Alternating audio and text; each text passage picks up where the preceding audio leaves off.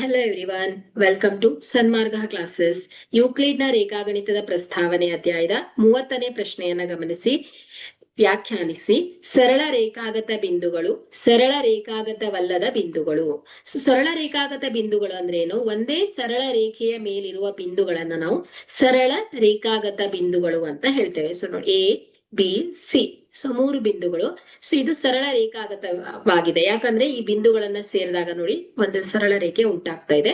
So ಹಾಗಾಗಿ ಇಲ್ಲಿ A B C ಅನ್ನ ನಾವು ಸರಳ ರೇಖಾಗತ ಬಿಂದುಗಳು ಅಂತ ಕರಿತೇವೆ. ಸೊ ಸರಳ ರೇಖಾಗತವಲ್ಲದ ಬಿಂದುಗಳು ಅಂದ್ರೆ ಏನು? ಸೊ ನೋಡಿ, A B C. So A B C, so ಇದನ್ನ ಸೇರಿಸಿದ್ರೆ ಒಂದು ಟ್ರಯಾಂಗಲ್ ಬರುತ್ತೆ.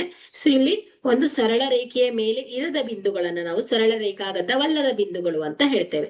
ಓಕೆ, ಸೊ ಇದು ಬೇರೆ ಬೇರೆ ಕಡೆ ಇದೆ. ಸೊ ಇದೇನಾಗಿದೆ, ಸಾಲಾಗಿ ಅಂದ್ರೆ ಒಂದ್ರ ನಂತರ ಒಂದು ಬರ್ತಾ ಇಲ್ಲ. ಸೊ ಬೇರೆ ಬೇರೆ ಒಂದು ಸಮತಲದಲ್ಲಿ ಬರ್ತಾ ಇರೋದ್ರಿಂದ ಇದನ್ನ ನಾವು ಸರಳ ರೇಖಾಗತವಲ್ಲದ ಬಿಂದುಗಳು ಅಂತ ಹೇಳ್ತೇವೆ. Okay, thank you.